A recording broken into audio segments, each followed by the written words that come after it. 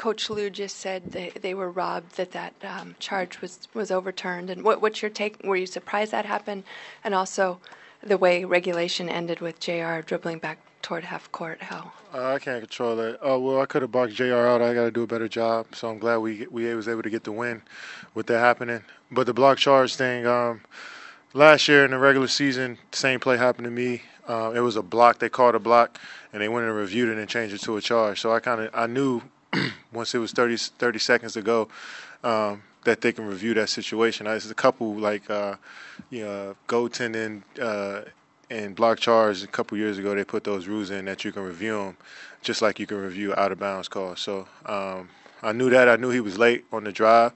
And I know I had my man beat, and he came over a little late. So when they called the charge, I was surprised, but I'm glad they reviewed it. Fourth row on the right side. Anthony Snyder with The Athletic. Can you kind of go back to that JR play? I know you kind of had the missed box out, and then what are you thinking when he decides to kind of shoot out to the perimeter with the ball? Well, they still had enough time to get a shot off. They still got a shot off with that. But I thought he was looking for LeBron. Because I was right there. I mean, if he'd tried to put a layup up, I thought I had a good chance to contest it. But I'm glad we don't even got to think about that.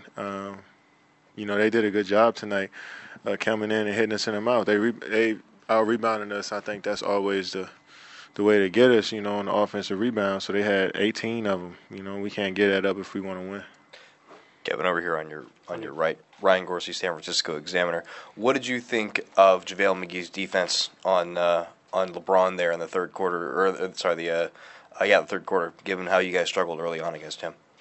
He's Bron does a good job of on a screen and roll, kind of balancing, putting the unbalance in the floor and in matchups, and getting a lot of screens to get guys on him, and then after that it's hard to stop him. I thought JaVale did a good job of using his length, and I know as a wing player, when you see a big, you feel like you got so many moves in your bag that you don't know which one to bring out. And I think after a while, Bron just got a little confused, and it was good that JaVale was able to stay in front of him. So we got to be better next game. We know he's going to come out and be super, super aggressive.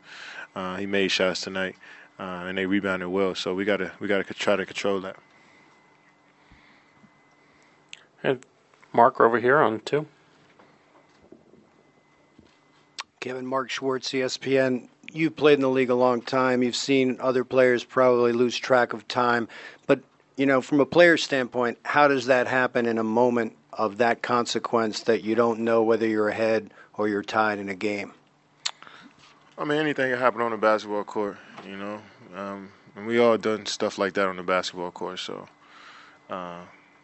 I can't talk about I can't talk about a situation that way because I do some dumb stuff on the court.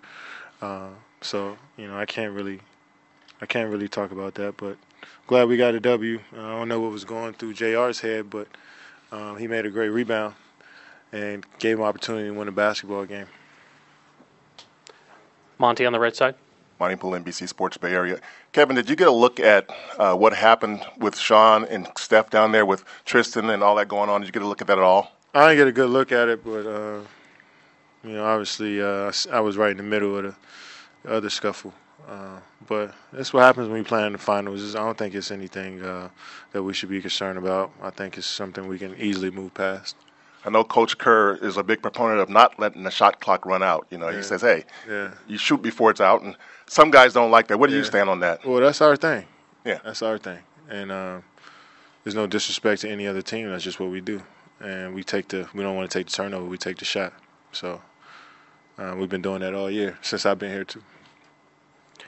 Any other questions for Kevin? Anthony on the right side. LeBron obviously finished with 51. How much of it was just his greatness, and how much of it was, what you guys, maybe some defensive faults that you guys had? Well, it's all him.